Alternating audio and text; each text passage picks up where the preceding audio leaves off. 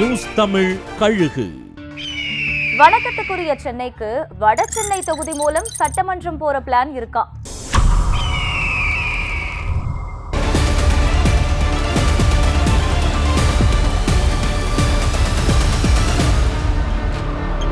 மழை வெள்ளத்தை சரியா கையாண்டது சென்னை மாநகராட்சி நிர்வாகம்னு முதலமைச்சரோட குட் புக்ல சென்னை மேயர் இருக்காங்களாம்.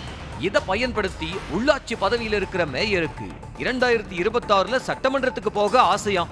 அதுக்காக வட சென்னை தொகுதியில ஒன்ன டிக் அடிச்சு அமைச்சர் தரப்பு கிட்ட கோரிக்கை வச்சிருக்காங்களாம். மேயர் தரப்பு பரிச்சயமான தொகுதிங்கிறதுனால ஈஸியா ஜெயிச்சிடலாம்னு கணக்கு போடுறாங்களாம்.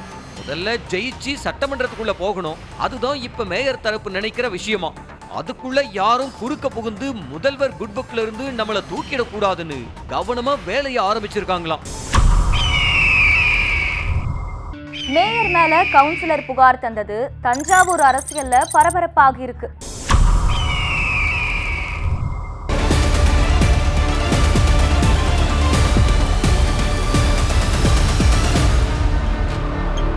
தஞ்சாவூர் திமுக மாவட்ட அலுவலகத்துல துரை சந்திரசேகர் தலைமையில மேயர் மற்றும் கவுன்சிலர்களுடனான ரகசிய கூட்டம் நடைபெற்றிருக்கு.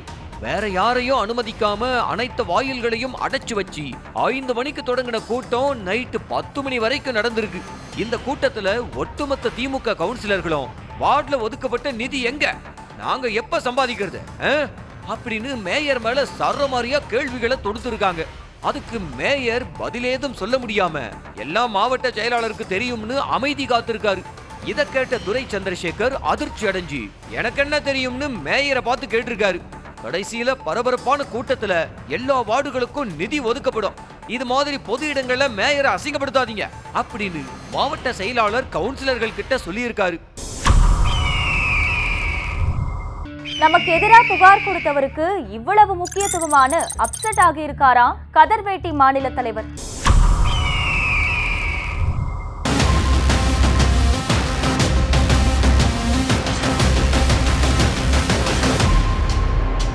இந்திய தேசிய காங்கிரஸோட மாநில மாவட்ட தலைவர்கள் கூட்டம் சமீபத்துல நடந்துச்சு. இதுல தமிழ்நாடு மாவட்ட தலைவர்கள் மாலை சந்திக்கிறதா திட்டம் இருந்துச்சு. அதுக்கு முன்னாடி மாநில தலைவர் செல்வ பெருந்தகை மதிய விருந்துக்கு ஏற்பாடு செஞ்சிருந்தாரு. அந்த விருந்துல பெரும்பாலான மாவட்ட தலைவர்கள் கலந்துக்காம புறக்கணிச்சிருக்காங்க.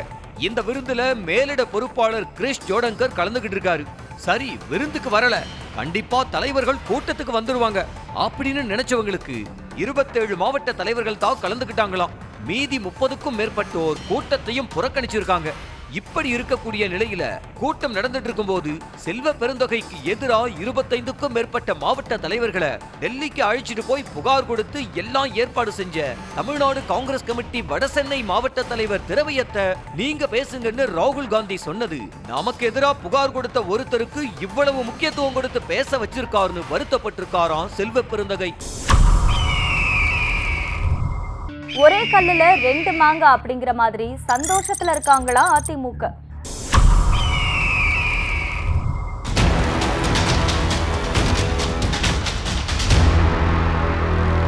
தமிழ்நாடு பாஜக தலைவர் பதவியிலிருந்து அண்ணாமலை நீக்கப்படுவார்னு செய்திகள் வர்றது அதிமுகவை ஹாப்பி ஆகி இருக்கு.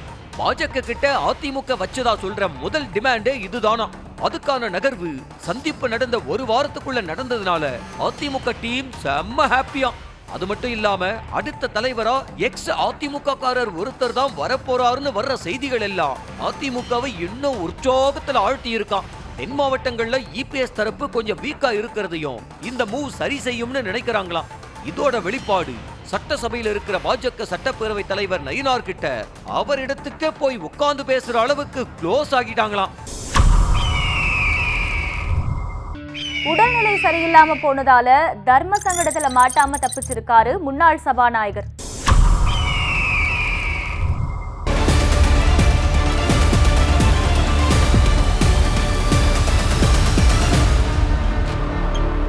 தமிழக சட்டப்பேரவை பட்ஜெட் கூட்டத்தொடர் கடந்த 10 நாட்களா நடைபெற்று வர்ற நிலையில முன்னாள் சபாநாயகர் தனபால் உடல்நிலை சரியில்லாததால அவைக்கு வருவதே இல்லையா.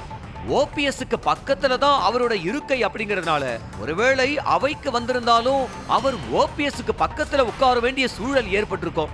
அதிமுக சட்டமன்ற உறுப்பினர்கள் இப்ப ஓபிஎஸ் கிட்ட பேசுறத தவிர்த்து வர்ற நிலையில தினசரி 5-6 மணி நேரம் பக்கத்துல உட்கார்ந்துகிட்டு எப்படி ஒருத்தர்கிட்ட பேசாம இருக்க முடியும்? எல்லா நன்மைக்கேன்னு சொல்லி தர்ம சங்கடத்தை தவிர்த்தாச்சுன்னு இருக்காராம் முன்னாள் சபாநாயகர். அண்ணாமலை ஆதரவாளர்கள் சோஷியல் மீடியா இன்ஃப்ளூயன்சர்ஸ் மூலமா ஒரு பிரச்சாரத்தை கட்டமைக்க பிளான் பண்றாங்களாம்.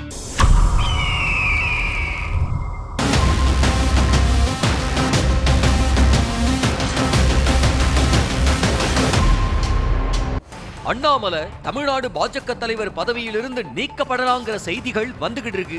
இந்த நிலையில அண்ணாமலையோட ஆதரவாளர்கள் அண்ணாமலை இல்லைன்னா தமிழ்நாடு பாஜக மோசமான நிலைமைக்கு போயிடும், அண்ணாமலை வந்ததுக்கு அப்புறம் தான் தமிழ்நாடு பாஜக பெரிய அளவுல வளர்ந்திருக்கு அப்படின்னு அவரோட சாதனைகளை பட்டியலை போட்டு சமூக வலைத்தளங்களை பரப்ப இன்ஃப்ளூயன்சர்களை நாடி இருக்காங்களாம். அது மட்டும் இல்லாம டெல்லி தலைமைக்கு கடிதத்தையும் அனுப்ப இருக்காங்களாம். அதிமுக கூட்டணிக்காக தமிழ்நாட்டுல கட்சியை வளர்க்கிற தலைமையை நீக்கலாமான்னு கேள்வி எழுப்புற அண்ணாமலை ஆதரவாளர்கள் புது தலைமை வந்தா நம்ம நிலைமை என்ன ஆகுங்கிற கலக்கத்துல இருக்காங்களாம். இந்த நிலையில பிரதமர் 6ஆம் தேதி பாம்பன் பாலத்தை திறந்து வைக்க வர இருக்கிற நிலையில அதுவரைக்கும் தன்னை பதவியிலிருந்து மாத்த வேணாம்னு அண்ணாமலை கோரிக்கை வச்சிருக்காராம். அதுக்கப்புறமா தலைவர் பதவி குறித்த அறிவிப்பு வெளியாகும்னு எதிர்பார்க்கப்படுது. நியூஸ் தமிழ் கழுகு.